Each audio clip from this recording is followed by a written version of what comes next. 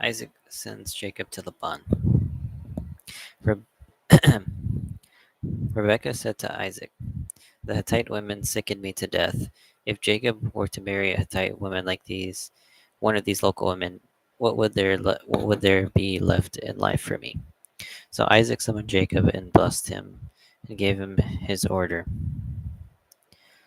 "You are not to marry any of the Canaanite women. Go off to Padan Aram, the home of Bethuel, your mother's father, and there choose a wife for yourself from the daughters of Laban, your mother's brother. May El Shaddai bless you. May he make you fruitful and make you multiply so that you become a group of nations. May he grant you the blessing of Abraham, you and your descendants after you, so that one day you may own the country where you are now living as a stranger, which God gave to Abraham." Then Isaac sent Jacob away. And Jacob went to Padan Aram, to Laban, son of Bethuel the Aramean, and brother of Rebekah, and the mother of Jacob and Esau.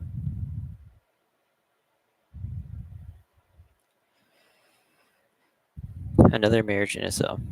When Esau saw that Isaac had blessed Jacob and sent him to Padan Aram to choose a wife there, and that in blessing him he had given him this order: "You are not to choose a wife from the Canaanite women," and that in obedience to his father and mother, Jacob had gone to Padan Aram. Esau then realized how much his father Isaac disapproved of the Canaanite women. So Esau went to Ishmael and chose for a wife. In addition to the wives he had Mahalath, daughter of Abraham's son Ishmael and sister of Nebaioth. Jacob's dream. Jacob left Beersheba and set out for Haran. When she had reached a certain place, he stopped for the night, since the sun had set. Taking one of the stones of that place, he made it his pillow and lay down where he was.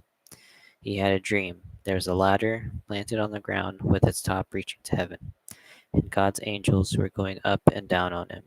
And there was Yahweh standing beside him and saying, "I, Yahweh, am the God of Abraham your father, the God of Isaac. The ground on which you are lying I shall give to you and your descendants. Your descendants will be as plentiful as the dust on the ground. You will spread out to west and east, to north and south, and all clans on earth will bless themselves by you and your descendants. Be sure, I am with you. I shall keep you safe wherever you go, and bring you back to this country, for I shall never desert you until I have done what I have promised you." Then Jacob awoke from his sleep and said, "Truly, Yahweh is in this place, and I did not know." He was afraid and said, "How awe inspiring this place is! This is nothing less than the abode of God, and this is the gate of heaven." Early next morning, Jacob took the stone he had used for his pillow and set it up as a pillar, pouring oil over the top of it. He named the place Bethel. Before that, the town had been called Luz. Jacob then made this vow: "If God remains with me and keeps me safe on this journey I am making, if he gives me food to eat and clothes to wear, and if I come home to my father's home, safe to my father's home, then Yahweh shall be my God. This stone I have set up as a pillar is to be a house of God, and I shall faithfully pay you a tenth part of everything you give me." Jacob arrives at Laban's home. Continuing his journey, Jacob reached the land of Easterners, and there, out in the open, he saw a well with 3 flocks of sheep lying beside it. This well was used for watering the flocks. Now the stone on the mouth of the well was a large one, and only when all the flocks had collected there did they roll the stone off the mouth of the well and water the sheep, that they would replace the stone over their mouth of the well. Jacob said to the shepherds, "Friends, where are you from?" They replied, "We are from Haran." He asked them, "Do you know the son of Laban, son of Nahor?" They replied, "We do." Then he asked, "Is he well?" "He is," they replied, "and here comes his daughter Rachel with the flock." Then the Then he said, "But it is still broad daylight, not the time to round up the animals. Why don't you water the sheep and take them back to the graze?" To which they replied, "We can't, until all the shepherds have assembled to roll the stone off the mouth of the well. Then we can water the sheep." He was still talking to them when Rachel arrived with her father's flock, for she was a shepherdess. As soon as Jacob saw Rachel, his uncle's Laban's daughter, with his uncle's Laban's flock, he went up and rolling the stone off the mouth of the well, watered his uncle Laban's sheep. Jacob then kissed Rachel and burst into tears. He told Rachel he was her father's kinsman and Rebekah's son, and she ran to tell her father. As soon as she heard her speak of his sister's son Jacob, Laban ran to greet him, embraced him, kissed him, and took him to his house. Jacob told Laban everything that had happened, and Laban said, "You are indeed my bone and flesh." Jacob's two marriages. After Jacob had been staying with him for a month, Laban said to Jacob, "Just because you are my kinsman, why should you work for me for nothing? Tell me what wages you want." Now Laban had two daughters, the elder named Leah and the younger Rachel. Leah had lovely eyes, but Rachel was shapely and beautiful. And Jacob had fallen in love with Rachel. So his answer was, "I will work for you for 7 years in exchange for your younger daughter Rachel." Laban replied, It is better for me to give her to you than a stranger. Stay with me." So Jacob worked for 7 years for Rachel, and they seemed to him like a few days because seemed to like him in a few days because he loved her so much. Then Jacob said to Laban, "Give me my wife, for my time is up, and I should like to go to her." Laban gathered all the people of the place together and gave a banquet. But when night came, he took his daughter Leah and brought her to Jacob, and he slept with her. Laban gave his slave girl Zilpah to his daughter Leah as her slave. When morning came, it was Leah. So Jacob said to Laban, "What have you done to me? Did I not work for you for Rachel? Why then have you tricked me?" Laban replied, "It is not the custom in our place to marry off the younger before the elder. Finish this marriage week, and I shall give you the other one too in return for your working for me for another 7 years." Jacob agreed. When he had finished the week, Laban gave him his daughter Rachel as his wife. Laban gave his slave girl Bilhah to his daughter Rachel as her slave. So Jacob lived with Rachel too, and he loved Rachel more than Leah. He worked for Laban for another 7 years. Jacob's children. When Yahweh saw that Leah was unloved, he opened her womb, while Rachel remained barren.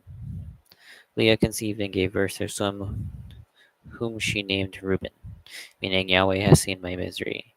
And she said, "Now my husband will love me." Conceiving again, she gave birth to a son and said, "Yahweh heard that I was unloved, and so he has given me this one too." Then she named him Simeon. Again, she conceived and gave birth to a son and said, "This time my husband will become attached to me, because I have borne him 3 sons." Accordingly, she named him Levi. Again, she conceived and gave birth to a son and said, "Now I shall praise Yahweh." Accordingly, she named him Judah. Then she had no more children. Rachel, seeing that she herself gave Jacob no children, became jealous of her sister, and she said to Jacob, "Give me children, or I shall die." This made Jacob angry with Rachel, and he retorted, "Am I in the position of God who has denied you motherhood?" She said, "Here is my slave girl Bilhah. Sleep with her and let her birth on my knees. Through her, then I too shall have children." So she gave him her slave girl Bilhah as concubine. Jacob slept with her, and Bilhah conceived and gave birth to a son by Jacob. Then Rachel said, God has done me justice. Yes, he has heard my prayer and given me a son. And accordingly she named him Dan. Again, Rachel's slave girl Bilhah conceived and gave birth to a second son by Jacob. Then Rachel said, I have fought a faithful battle with my sister, and I have won. So she named him Naphtali. Now Leah, seeing that she had ceased to bear children, took her slave girl Zilpah and gave her to Jacob as concubine. So Leah's slave girl Zilpah gave birth to a son by Jacob. Then Leah exclaimed, What good fortune! So she named him Gad. Leah's slave girl Zilpah gave birth to a second son by Jacob. Then Leah said, What blessedness! Women will call me blessed. So she named him Asher. One day, at the time of the wheat harvest, Reuben found some mandrakes in the field and brought them to his mother Leah. Rachel said to Leah, Please give me some of your son's mandrakes. Leah replied, Is it not enough to have taken my husband without your taking my son's mandrakes as well? So Rachel said, Very well, he can sleep with you tonight in return for your son's mandrakes. When Jacob came back from the fields that night, Leah went out to meet him and said, You must come to me, for I have hired you at the price of my son's mandrakes, to a fifth son by Jacob. Then Leah said, God has given me my reward for giving my slave girl to my husband. So she named him Issachar. Issachar. Again, Leah conceived and gave birth to a sixth son by Jacob, and said, God has given me a fine gift. Now my husband will bring me presents, for I have borne him six sons. So she named him Zebulun. Later she gave birth to a daughter and named her Dinah. Then God remembered Rachel. He heard her and opened her womb. She conceived and gave birth to a son, and said, God has taken away my disgrace. She named him Joseph, saying, May Yahweh add another son for me. How Jacob became rich.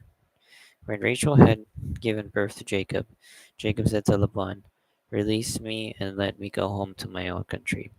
Give me my wives for whom I have worked for you and my children, and let me go. You are well aware how long I have worked for you. Laban replied, If I have done what pleases you, I have learned by divination that Yahweh has blessed me because of you. So name your wages. He added, and I will pay. He replied, You know how hard I have worked for you, and how your stock has fared in my change. The little you had before I came has increased enormously, and Yahweh has blessed you wherever I have been. When am I to provide my own household too? Laban said. How much am I going to pay you? Uh, Jacob replied, You need not pay me anything. I will change my mind and go on tending your flock if you do this one thing for me. Go through your entire flock today and remove every black animal among the sheep, and every speckled or spotted one among the goats. These will be my wages, and my uprightness will answer for me later.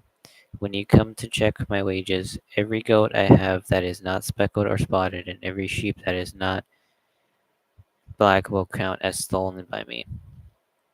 Laban replied, Good, just as you say. That same day he removed the striped and speckled he goats, and all the spotted and speckled she goats, every one every one that had white on it, and all the black sheep, and entrusted these to his sons. Then he put a 3 days' journey between himself and Jacob, while Jacob grazed the rest of Laban's flock. Jacob then got fresh shoots from poplar, almond, and plane trees, peeled them into white strips, laying bare the white part of the shoots. He set up the shoots he had peeled in front of the animals in the troughs and the water holes where the animals came to drink. Since they mated when they came to drink, the goats thus mated in front of the shoots, and so the goats produced striped, spotted, and speckled young.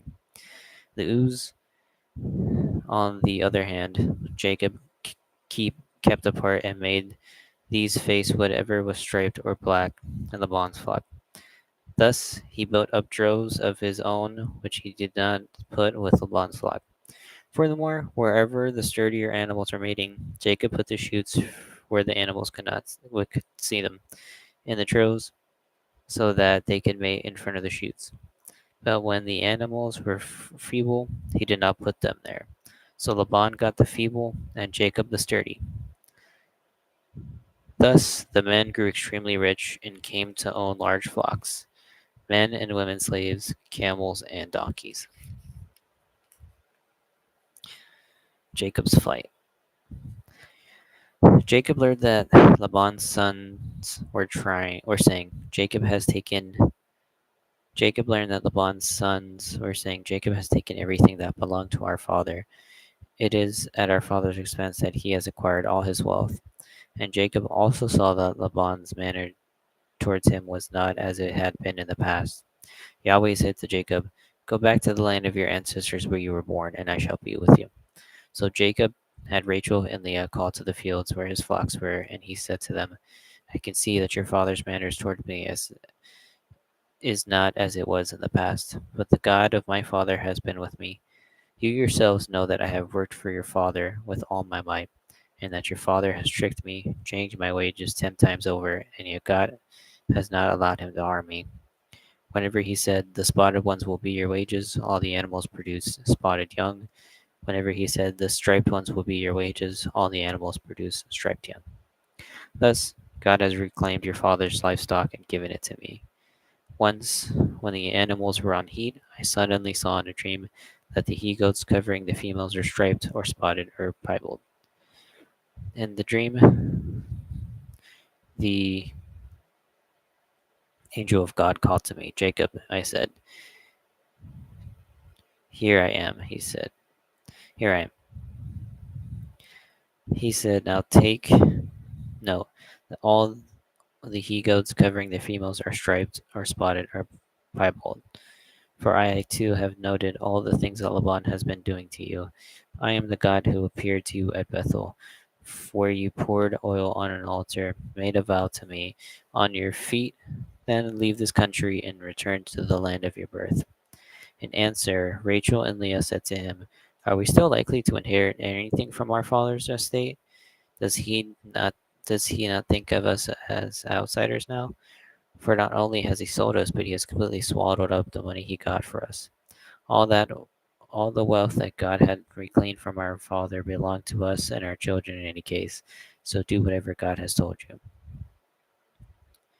Forthwith Jacob put his children and his wives on camels and drove all of his livestock with all the possessions he had acquired, the livestock belonging to him which he had acquired in Padan Aram, to go to his father Isaac in Canaan. Laban was away, shearing his sheep.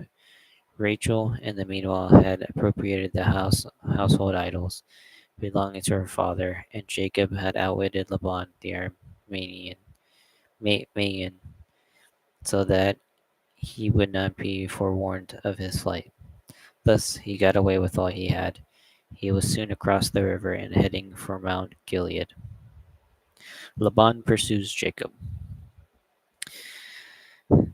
3 days after Laban was told that Jacob had fled, taking his brothers with him, he pursued him for 7 days and overtook him at Mount Gilead. But God appeared to Laban the Mayan in a dream that night and said to him, "On no account say on no account say anything whatever to Jacob." Laban caught up with Jacob, who had pitched his tent in the hills, and Laban pitched camp on Mount Gilead. Laban said to Jacob, "What do you mean by outwitting me and then carrying off my daughters like prisoners of war? Why did you flee in secret, stealing away without letting me know, so that I can send you on your way rejoicing with songs and the music of tambourines and harps? You did not even let me kiss my sons and daughters. You have behaved like a fool.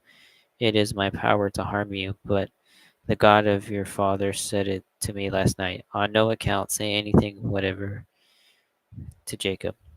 Now it may be you really went because You had such a longing for your father's house, but why did you steal my gods? Jacob answered Laban, I was afraid, thinking you were going to snatch your daughters from me. But whoever is found in possession of your gods shall not remain alive. In the presence of our brothers, examine for yourself what I have, and take what is yours. Now Jacob did not know that Rachel had appropriated them. Laban went into Jacob's tent, and then into Leah's tent, and the tent of the two slave girls, but he found nothing. He came out of Leah's tent and went into Rachel's. Now Rachel had taken the household idols and put them inside a camel cushion, and was sitting on them. Laban went through everything in the tent, but found nothing. Then Rachel said to her father, Do not look angry, my lord, because I cannot rise in your presence, for I am as women are from time to time. Laban searched but did not find the idols. Then Jacob lost his temper and took Laban to task. And Jacob said to Laban, What is my offense? What is my crime? For you to have hounded me like this. You have gone through all my belongings. Have you found anything belonging to your household? Produce it here in the presence of my brothers and yours, and let them decide between the two of us. In all the 20 years I was under you, your ewes and your she goats never miscarried, and I never ate rams from your flock. Those mauled I never brought back to you, but bore the loss myself. You demanded compensation from me when whether the animal was stolen in daylight or at night. In the daytime the heat devoured me, and frost at night. I never had a good night's sleep. It was like this for 20 years I spent in your household. 14 years I slaved for you, for your 2 daughters, and 6 years for your flock, since you changed my wages 10 times over. If the God of my father, the God of Abraham, the kinsman of Isaac, had not been with me, he would have sent me away empty handed. But God saw my plight and my labors, and last night he delivered judgment. A treaty between Jacob and Laban. Laban replied to Jacob, These daughters are my daughters, and these children are my children. This livestock is my livestock. Everything you see belongs to me. But what can I do today about my daughters here, or about the children they have borne? So come, let us make a pact, you and me, and let that serve as a witness between us. Jacob then took a stone and set it up as a memorial. Jacob said to his kinsmen, Collect some stones, and gathering some stones, they made a cairn. They had a meal there and on the cairn, and Laban called it Jegar Sahadutha, while Jacob called it Galid. Laban said, May this cairn be a witness between us today. That is why he named it Galid, and also Mizpah, because, he said, Let Yahweh act as a watchman between us when we are no longer in sight of each other. If you ill treat my daughters or marry other women besides my daughters, even though no one be with us, remember, God is witness between us. Then Laban said to Jacob, Here is this cairn I have thrown up between us, and here the pillar. The cairn is a witness, and the pillar is a witness, that I am not to cross to your side of this cairn, and you are not to cross to my side of this cairn and pillar with hostile intent. May the God of Abraham and the God of Nahor judge between us.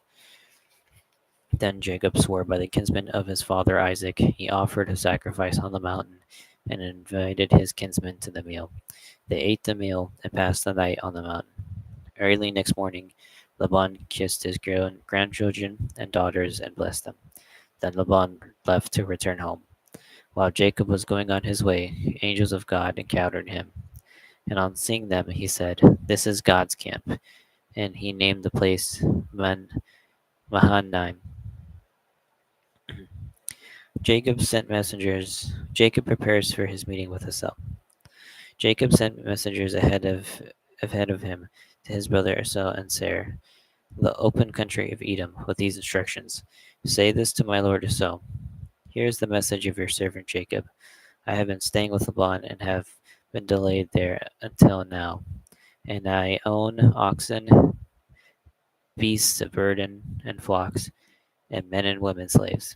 And send news of this to my lord in the hope of winning your favor. The messengers returned to Jacob and told him, We went to your brother Esau, and he is already on his way to meet you. There are 400 men with him. Jacob was greatly afraid and distressed. He divided the people with him and the flocks and the cattle into two camps, thinking, if Esau comes to one of these camps and attack is set, the remaining camp may be able to escape. Jacob said, God of my father Abraham and God of my father Isaac, Yahweh, who told me, go back to your native land and I will be with you. I am unworthy of all the faithful love and constancy you have shown your servant. I had only my staff when I crossed this Jordan, and now I have grown into two camps. I implore you, save me from my brother's Esau's clutches, for I am afraid that he may come and attack me, mothers and children alike. Yet it was you who said, I shall be very good to you and make your descendants like the sand of the sea, which is too numerous to count. Then Jacob passed that night there. From what he had with him, he chose a gift for his brother Esau: 200 she goats and 20 he goats, 200 ewes and 20 rams, 30 camels and milk with their calves, 40 cows and 10 bulls, 20 female donkeys and 10 male. He put them in charge of his servants in separate droves, and he told his servants, go ahead of me, leaving a space between each drove and the next. He gave the leading man this order: when my brother Esau meets you and asks you, whose man are you? Where are you going? Whose are those animals that you are driving? You will answer, your servant Jacob's. They are gifts sent to my lord Esau, and Jacob himself is just behind us. He gave the same order to the second and the third, and to all who were following the droves. That is what you must say to Esau when you find him. And you must add, your servant Jacob himself is just behind us. For he thought, if I consolate him by sending a gift in advance, perhaps he will be inclined towards me when I face him. The gift went ahead of him, but he himself spent that night in the camp. Jacob wrestles with God. That same night he got up, taking his two wives, his slave girls, and his 11 children, crossed the ford of the Jabbok. After he had taken them across the stream, he sent all his possessions over to him, and Jacob was left alone. Then someone wrestled with him until daybreak, who, seeing that he could not master him, struck him on the hip socket, and Jacob's hip was dislocated as he wrestled with him. He said, let me go, for day is breaking. Jacob replied, I will not let you go until you bless me. The other one said, what is your name? Jacob, he replied. He said, no longer are you to be called Jacob, but Israel, since you have shown your strength against God and men and have prevailed. Then Jacob asked, please tell me your name. He replied, why do you ask my name? With that, he blessed him there. Jacob named the place Peniel, because I have seen God face to face, he said, and have survived. The sun rose as he passed Peniel, limping from his hip. That is why to this day the Israelites do not eat the thigh sinew which is at the hip socket, because he had struck Jacob at the hip socket on the thigh sinew. Looking up, Jacob saw Esau coming, and with him 400 men. He then divided the children between Leah, Rachel, and the two slave girls. He put the slave girls and their children in front, with Leah and her children following, and Rachel and Joseph behind. He himself went ahead of them and bowed to the ground 7 times until he reached his brother. But Esau ran to meet him, took him in his arms, and threw himself on his neck and wept as he kissed him. Then looking up, he saw the women and children. Who are these with you? He asked. Jacob answered, the children whom God has bestowed on your servant. The slave girls then came up with their children, and they all bowed low. Then Leah too came up with their children, and they all bowed low. Finally, Rachel and Joseph came and bowed low. Esau asked, what was the purpose of the whole camp I just met? To win my lord's favor, he replied. Brother, I have plenty. Esau answered, keep what is yours. Jacob protested, no, if I have won your favor, please accept the gift I offer. For in fact, I have come into your presence as into the presence of God, since you have received me kindly. So accept the gift I have brought for you, since God has been generous to me, and I have all I need." And he urged him, and Saul accepted.